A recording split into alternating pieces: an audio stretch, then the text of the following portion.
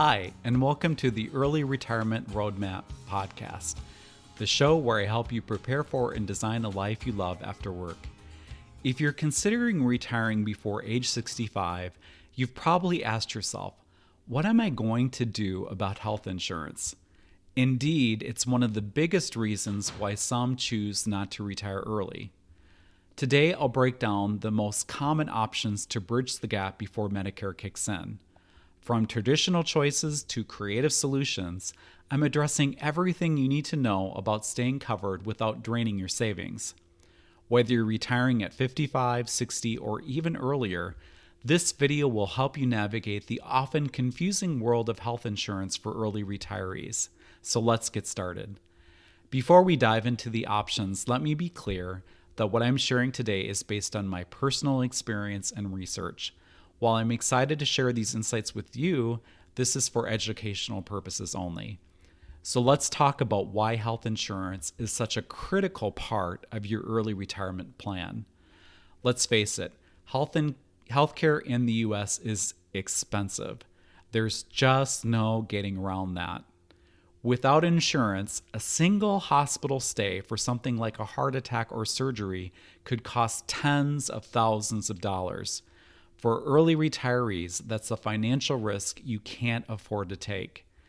It's not just about big emergencies either. Prescriptions and chronic condition management can quickly add up.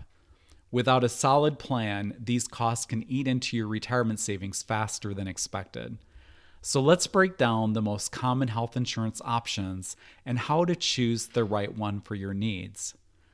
Early retirees have several options to consider. Each one comes with its own pros, cons, and costs. Let's explore these options in depth. The first option is COBRA continuation coverage.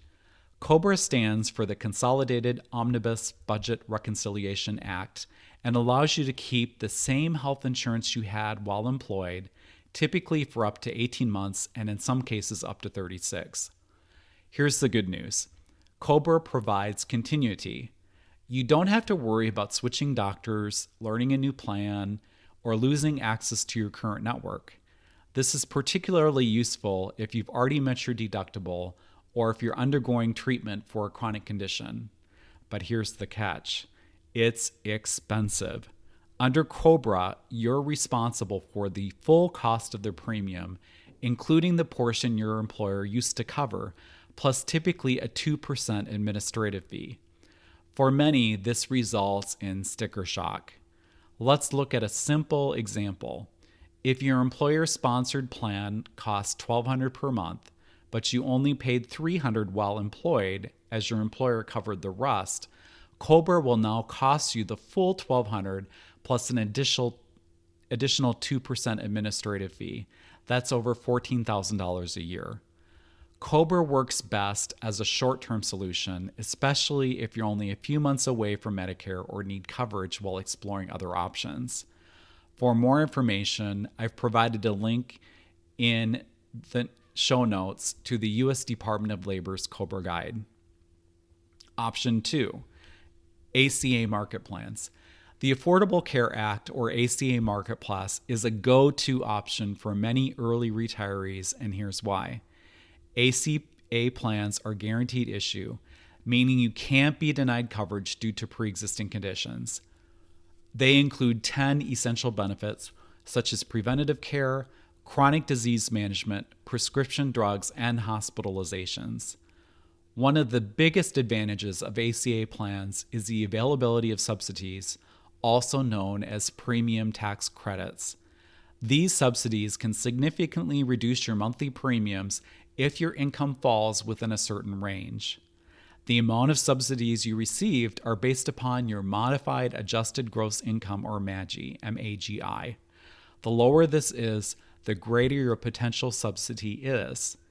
As you are considering health insurance options for early retirement, definitely consider it as an option.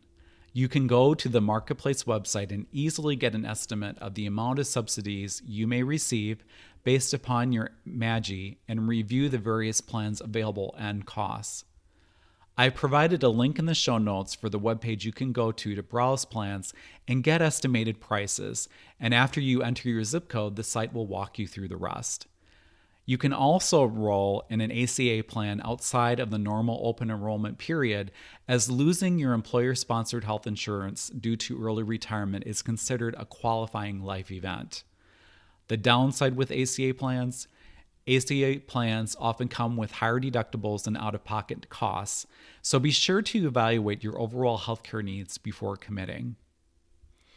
A third option is private health insurance. If ACA plans don't meet your needs, for example, if you want specific providers or networks not covered by the ACA plans, private insurance is another option. However, private insurance tends to be more expensive, especially for older individuals or those with pre-existing conditions. Working with a licensed health insurance broker can help you compare options and find a plan that fits your budget and lifestyle. I've also provided a couple of links in the show notes for a couple of websites you can go to compare private insurance options. Number 4 is short-term health insurance plans. Short-term health insurance can be an option for early retirees. These plans are designed to provide temporary coverage, often as a bridge to Medicare if you're close to the age of 65. But there are some important details and risks you need to know to determine if they're the right choice for you. First, under federal regulations, short-term plans can last up to 12 months, and in many states, they can be renewed for a total coverage period of up to 36 months. This means you may be able to chain multiple plans together to cover several years until you reach the age of 65. However, some states impose stricter rules. For example, in California, New York, New Jersey, and Massachusetts, short-term plans are not allowed, and other states limit their duration or do not permit renewals. Be sure to check the regulations in your state before considering this option. Short-term plans carry fewer risks for people who are healthy and very close to Medicare eligibility, but they still have significant limitations. These plans often exclude pre-existing conditions and typically don't cover the essential health benefits required by the ACA, such as preventative care, mental health services, or prescription drugs. While premiums are lower than ACA plans, they also have lower coverage limits. So if you have a major medical event, it may not all be covered, and you could have significant financial exposure as a result. Please also be aware that insurers are not required to guarantee renewability. So if your health changes during the coverage period, you could face difficulties securing another plan. In summary, short-term plans may be an option if you're looking for basic temporary coverage, especially if you're within a few years of Medicare. But because of their limitations, they may not be the best solution. If you're further away from age 65 or have more comprehensive healthcare needs, it's worth exploring other options like ACA Marketplace Plans or private insurance. The fifth option is part-time work with benefits.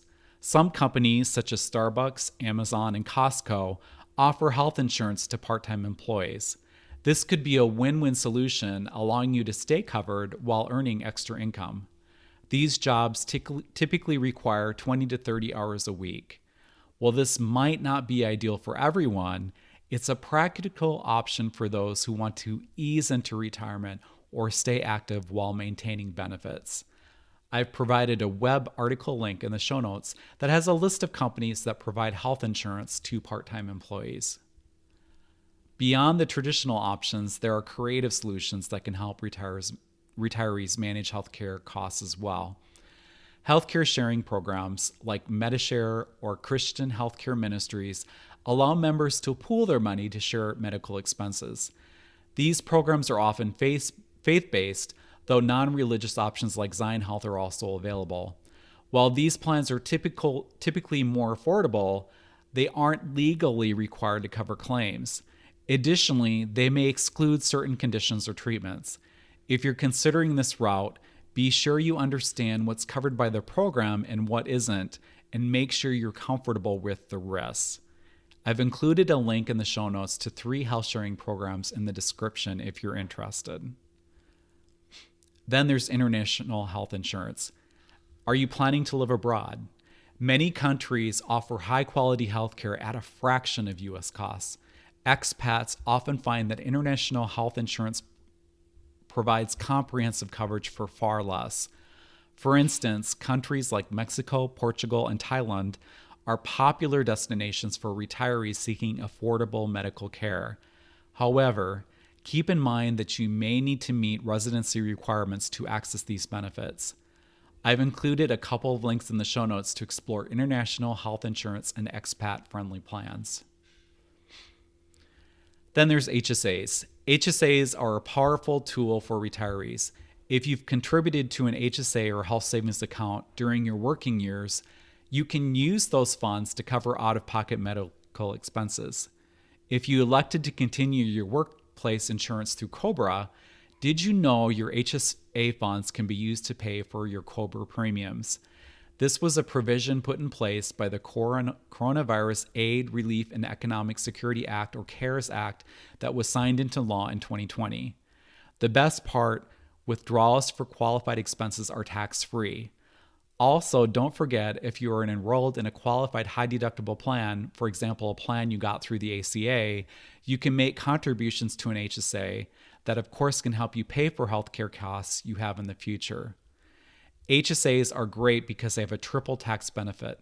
The contributions you make are tax deductible, the money grows tax-free through investments, and withdrawals are tax-free when used for qualified medical expenses. And lastly, I want to mention this. Be your own health insurance. What I mean by that is to simply take better care of yourself. It's the best way you can save money on healthcare costs in general and more fully enjoy your life as well. If the stress of your job and business balancing work and home life in your working years kept you from exercising, eating right, gave you insomnia, caused you to gain weight from the not exercising and perhaps also overeating, well, that's one of the great things about retirement. Your stress level drops enormously. And as such, things like insomnia go away, stress eating goes away, and you have more time to exercise and focus on you. The more healthy you are, the less likely you need to go to the doctor and the less healthcare you need in general because you're healthy. With better health, you have more flexibility in your healthcare coverage options. And you're going to save a lot of money because you're not needing to see the doctor much, maybe only for an annual wellness visit, and you don't need to take medications, which also add up. Plus, there are benefits of feeling great, being able to be more active in retirement, and living longer. So let's recap. Your main options for health insurance as an early retiree include COBRA for continuity of care, ACA Marketplace Plans for their affordability with subsidies, private insurance for flexibility, short-term plans for temporary needs, and then also you have the option of part-time work with benefits. Creative solutions like healthcare sharing programs, international coverage, and HSAs can also play a role in your plan if you choose. Choosing the right strategy requires careful thought, but with that, you can bridge the gap to Medicare while protecting your finances, and it doesn't have to be a reason to not retire early. And remember, be your own health insurance by taking better care of yourself. That's all for today's episode of Early Retirement Roadmap. If you found this information helpful, please leave a review and subscribe wherever you get your podcasts.